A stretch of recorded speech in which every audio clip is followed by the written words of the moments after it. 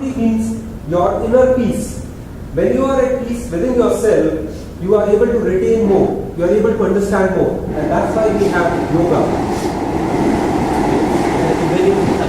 Cái giá trị thế nào, mỗi một doanh nghiệp họ có bản sắc với giá trị của họ. Ví dụ như tôi focus vào tập trung vào chất lượng, tập trung vào hình thức gì đấy, thì đối với đơn vị đào tạo marketing thì họ tập trung vào cái giá trị những cái gì, chất lượng đào tạo. Chất lượng đào tạo là họ đào tạo rất là thực tiễn, và việc sinh viên những các học là được nhận những cái chất lượng giảng viên tốt nhất, chất lượng gọi là cơ sở tầng tốt nhất, chất lượng bài học tốt nhất, rồi cái họ đưa ra đều là những cái được kiểm chứng của doanh nghiệp.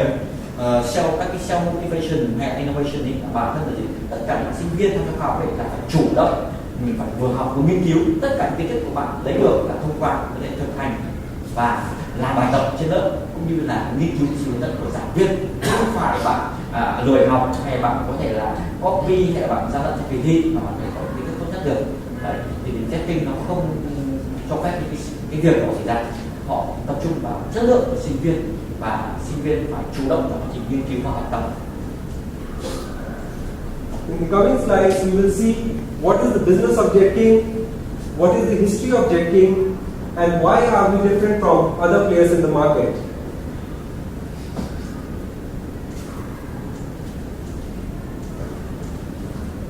If you see this slide, this is a perfect example of how a young student from a village background or a rural background has got transformed into an IT professional. And all this has been possible through a mix of the theory and practicals training that we provide inside our classrooms. What we're trying to say here is that any person from any background can become a network engineer. That's the beauty of our training methodology. Ở cái slide này thì tôi đang muốn nhấn mạnh điều này. Khoa học marketing thì đặc biệt, khoa học marketing có cái đặc biệt là có thể train, tức là có thể đào tạo những sinh viên bình thường thành những cái chuyên gia về công nghệ thông tin. Thì đấy là cái triết lý trong cái việc đào tạo của marketing, nội dung của học của marketing và đào tạo nó đều tuân theo những cái triết lý như vậy. Những sinh viên của ngành sau kinh tế có thể tham gia học với quy trình đào tạo của marketing và có thể trở thành một chuyên gia. Tất nhiên nói thôi, nó là một quá trình sự nỗ lực rất là không hề nhỏ, hoàn toàn thể được chứ không phải là bất khả thi. Talking about the history of Jetking, we have been present for last 64 years. I don't know how many of you would remember maybe 20 or 30 years back, there was no form of entertainment. Today you have MP3 players, you have iPods, you have smartphones, you have many forms where you can keep yourself entertained. But 30 years back, there were pocket transistors. I don't know, in Vietnam you have radios or transistors? No? For listening music? No? Okay. So maybe when I was young like you, we had pocket transistors, something like an iPod. Yeah. So Jetking was the first company to train people on do-it-yourself kit. So we helped students like you assemble those do-it-yourself kits, and they were able to entertain themselves. Because if you go and buy the same thing, let's say you buy an iPod or you buy an MP3 player, it's very expensive. But if you try and assemble it yourself, it's very cheap and it's very entertaining. So we were the pioneers in the industry to help you train on do-it-yourself concept. And now we have come up with do-it-yourself tablet PC, which is the latest thing. Okay. Thế thì cũng nói luôn là về cái đào tạo công nghệ thì nhiều bạn là khó, rồi bạn như là lập trình là khó, không theo được. Nhưng đối với trên marketing thì khác, công nghệ thì nó không rất thông dụng và nó quan trọng là cái là hiện cần. Thế là chúng tôi muốn đào tạo sao để mà ai cũng học công nghệ tin được. Bởi tại sao điều đó có thể đó được? Bởi vì Jetking là đơn vị là 64 năm kinh nghiệm, đây là 5 năm rồi trong cái lĩnh vực liên quan đến là đào tạo về các cái thiết bị điện tử, và gần đây nhất là chuyển sang về những chuyên sâu về mạng. Đấy, họ đã có rất nhiều các cái thành công, chẳng hạn đào tạo được hơn 500.000 sinh viên là tốt nghiệp có việc làm, rồi họ có những cái đối tác, đó là những công ty tuyển dụng ở trong nước và ngoài nước, chẳng hạn như là Microsoft, IBM đều là đối tác của họ, nên sẵn sàng cung cấp các cái nội dung liên quan đến khóa học hoặc yêu cầu doanh nghiệp, và thật sẵn sàng nhận sinh viên sau tốt nghiệp. Thì để nói luôn với sinh viên nào tốt nghiệp tại Jetking có thể muốn tới độ thì hoàn toàn bên đội sẽ rất happy để accept các bạn sang đấy, nghĩa là các bạn phải biết ăn cà ri và biết tập yoga. Okay. Are they excited about the tablet PC? Like they've seen the tablet PC in the market, right? Yeah. But now they'll be assembling it themselves. They'll be making a tablet PC. Okay. So that's what is different about Đấy là the những cái chú ý là tức là cái công nghệ mới nhất là được đưa trên cái kiểu như tablet PC đúng không? Hồi trước các bạn thì rằng là điện tử là cái tivi, cái đài và cái màn hình to đùng đúng không? Bây giờ là cái smartphone hay tablet PC sẽ được đưa vào chương trình đào tạo vệ tinh, lắp ráp, xử lý sự cố, điều tiết thành phần cơ bản liên quan đến thiết bị di động. Đấy là mục tiêu vệ tinh phần mềm công nghệ mới nhất là chương trình. The one very important factor which differentiates JETKIN from any other institute is that we don't focus on the technical skills. When you come to JETKIN, you don't only learn technical subjects, but you also improve your personality. So we have an English speaking course, we have a business communication course, and we have a soft skills course. Why this has been integrated is that the employers, when you go and work for the industry, they want soft skills.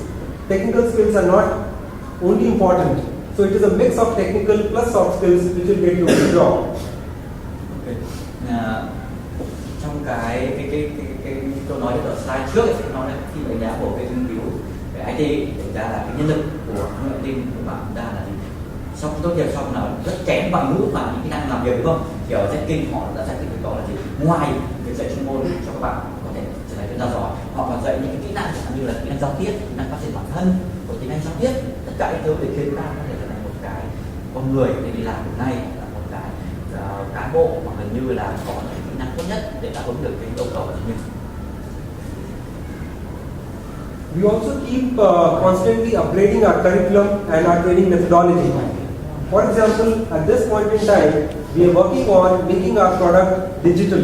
What this means is everything that we teach inside the classroom would be available on a tablet PC. So you go to your house, you can learn on your own. You can see all the practical examinations, you can see all the theory, everything would be inside the tablet PC. So probably sometime next year we'll be launching this product.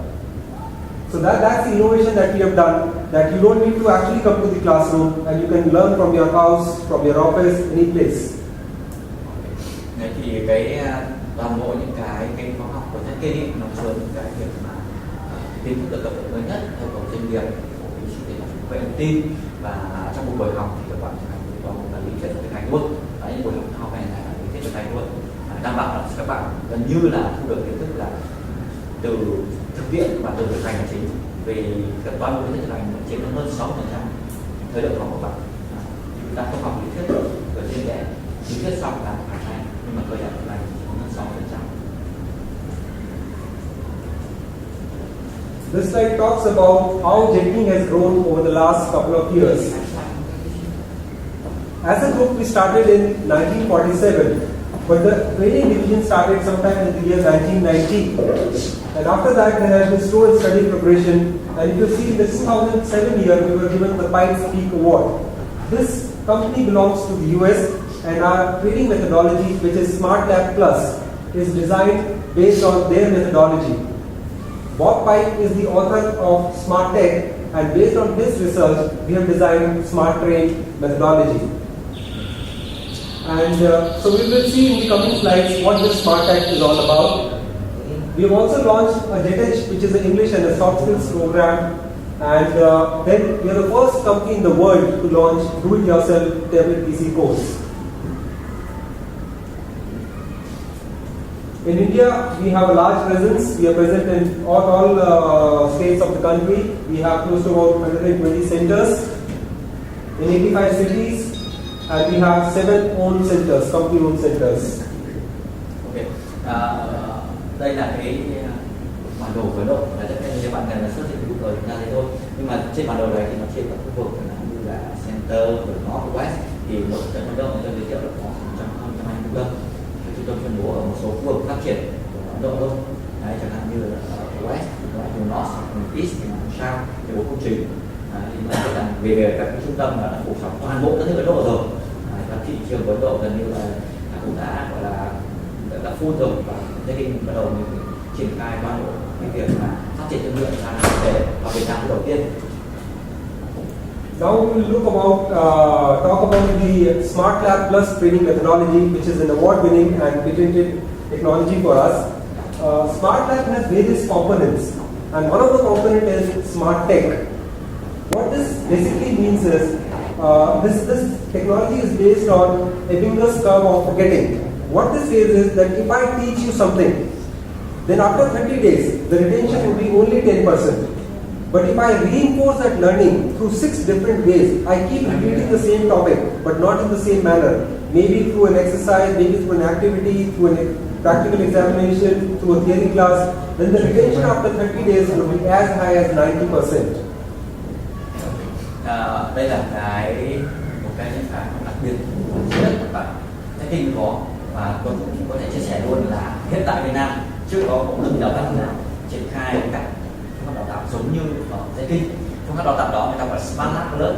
Cái rất hay của cái vấn Tracking Ấn Độ là họ đã nâng phương pháp đào tạo thành triết lý, thành một cái mà giống như kiểu là một công trình khoa học luôn, và phải nói là bất cứ giảng viên hoặc bất cứ thành viên nào của một cái team đều phải tuân theo đào tạo này hết. Sinh viên nào được đào tạo theo một cái chuẩn giống nhau, nhưng cái chuẩn đó rất là hiện đại và có hiệu quả đối với việc học cũng như là việc giảng dạy. Thì bạn thấy rằng nội dung của phương pháp Smart Lab Alert là liên quan đến rất nhiều các khía cạnh. Chẳng hạn tôi nói ví dụ là nội dung một bài học chiếm 6% là thực hành, thì cái này ở Việt Nam tôi luôn 100% là không có. Đấy. Hay như là trong quá trình các học, các bạn luôn luôn phải làm quyết, luôn luôn phải phỏng vấn trực tiếp với giáo viên để các bạn có thể rèn luyện khả năng nói cũng như là kiểm tra tức thì cái việc kiến thức được bao nhiêu phần trăm kiến thức. Rồi trong quá trình học các bạn được học thêm các cái việc mind map. Bây giờ mind map là cái công nghệ rất hay để mà tư duy các cái nội dung, bạn có thể là phân tích và tổng hợp kiến thức thông qua một cái sơ đồ mind map. Thì cái này chúng ta sẽ được học ở trong ngay cái bài học liên quan đến môn học đầu tiên. Rồi hay như là các hệ thống về máy tính thì chúng ta học các hệ thống ảo hóa về đám mây đều trên máy tính hết, chứ không phải chúng ta phải vào những cái môi trường thật mà có được cái việc làm như thế. Rồi bạn học tiếng Anh được đưa học chính khóa luôn, tiếng Anh giao tiếp học chính khóa luôn. Rồi các cái môn liên quan đến phát triển bản thân cũng học chính khóa luôn.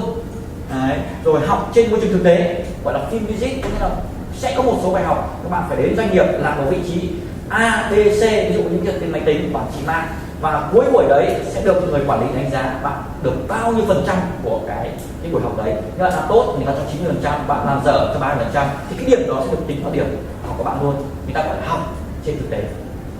Thì đấy chính là cái nội dung của phương pháp đào tạo Smart Lab Alert, là đào tạo rất tiên tiến hiện đại và duy nhất chỉ có tại Z.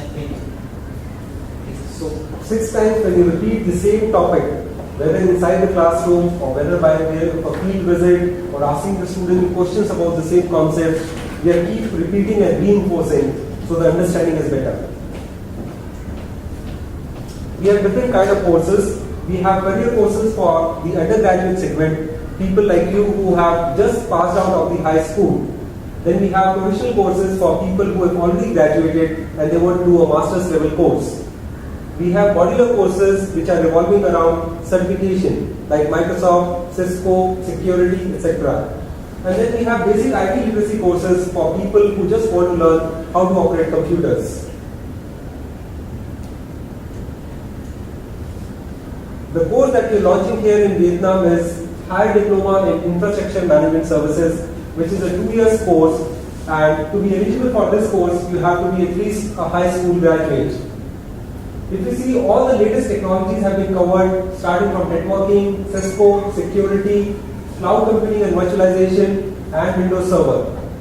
And once you do this course, the profile that you get in the market is a network engineer. Thì đây là cái khoa học mà chắc là các bạn đã thấy Nga tư vấn giới thiệu rất nhiều, đúng không? Khoa học HTMS hoàn toàn mới ở Việt Nam, và khoa học về quản trị hạ tầng công nghệ thông tin rất nhiều. Cái này thực ra là Việt Nam chưa có cái concept của nó. Hiện tại là mỗi em sẽ kinh với những concept đấy, nhưng thực tế nhu cầu cần rất nhiều, bởi vì bất cứ doanh nghiệp nào đều phải có những hạ tầng về công nghệ thông tin và có những cán bộ quản trị công nghệ đấy. Thì nội dung của khoa học liên quan đến các liên quan đến toàn bộ từ mang tính công nghiệp, rồi liên quan đến mạng, liên quan đến việc an ninh bảo mật cho hệ thống mạng đó, rồi toàn bộ vấn đề liên quan cao cấp hơn như là muốn ảo hóa các nghiệp vụ doanh nghiệp, ứng dụng để làm mây cho các nghiệp vụ doanh nghiệp để triển khai như nào. This program has been designed for the graduate segment, people who have already done a bachelor's level course, and these people can start at a slightly higher level, or probably they are looking for changing their career, and these are the engineering graduates or bachelor's degree holders. Then we have short-term courses like assemble your tablet PC, which is part of your program, but if you want to do it separately, you can do it in a short term, like just 12 days. Then we have printer maintenance, how to repair and maintain the printers. We have a course on ethical hacking. And then we have a subtle course. Subtle basically is a Hindi word which means very easy. So anybody can do it. So that's why the name subtle. Now we will see that why IT industry is more important compared to any other industry. There are some data which I will be sharing with you which will tell you why making a career in IT is more important compared to any other industry. All this data that I am sharing with you is only for one market, which is India. So just imagine if India has a requirement of 2 million people in hardware and networking in the next 3 years. If I were to talk about the entire world, all the countries, how much would be the requirement of hardware and networking professionals? So this is only for India. We require 2 million people in the next 3 years. If I were to talk about the hardware and networking market, $16.2 billion in the next 2 years. That's the kind of revenue this industry will generate. And the course that we have launched here in Vietnam, which is remote infrastructure management, is the fastest growing field within hardware and networking. It's a specialization within networking field. And this will be the biggest opportunity, and $120 billion would be the size of this industry in the next few years.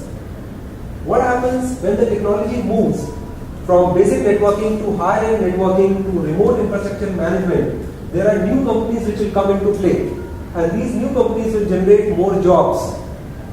So that's why making a career in IT, in hardware and networking is very, very essential.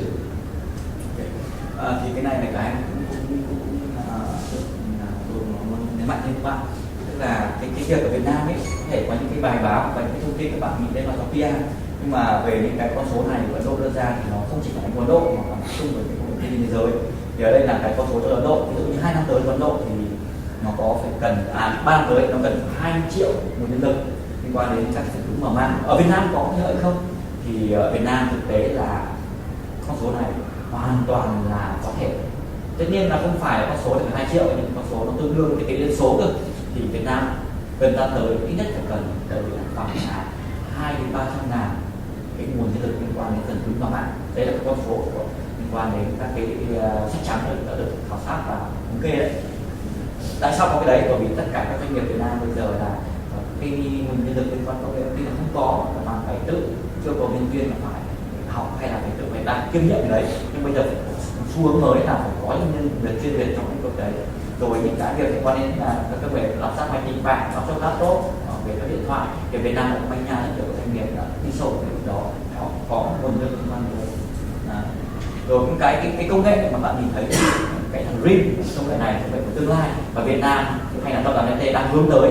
Thì trong một trong chiến lược của tập đoàn FPT là gì? Là hướng tới là gì? Là mobility. Thì các bạn hiểu rằng mobility đúng hiểu có nghĩa là gì? Di động không? Mobility là những cái gì di động, cái gì liên quan đến công nghệ di động. Thì đơn thuần các bạn tưởng tượng là laptop hay là tablet hay là smartphone di động chắc chắn rồi, nhưng vì công nghệ di động còn có cái gì? Công nghệ di động là sau này có thể triển khai cái hệ thống chẳng như một con chip lắp trên đường, sau đó là ô tô chạy qua hoặc là phân tích được xem tốc độ của ô tô rồi tình hình môi trường như nào. Đấy gọi là công nghệ mobility. Và tương lai Việt Nam chúng ta cũng theo các cái công nghệ đấy. Thì cái đấy đòi hỏi phải rất nhiều kiến thức liên quan đến phần cứng mạng, chứ không phải đơn thuần là chỉ bạn có thể học tự học hay là bạn có thể là chỉ học duy nhất phần cứng mạng về mạng không thể là kiến thức công nghệ đấy được. The previous slide was talking about only India, and now this slide talks about the global shortage that we have in IT is 3.12 million people only in 1 year, 2012. This is the shortfall of people which are required in the networking field. And what are the technologies that we should be learning is plotted here. This line shows the availability of manpower which is already available. But the industry wants so many people, and this gap is 3.12 million people. So if you see, the various technologies that you should be focusing upon is either security, wireless, or voice-based systems. So that is what we are trying to build in our curriculum, that you learn these technologies and you move from this low-end job to the higher-end jobs. thì đây là một cái thống kê tiếp của thị trường Ấn Độ.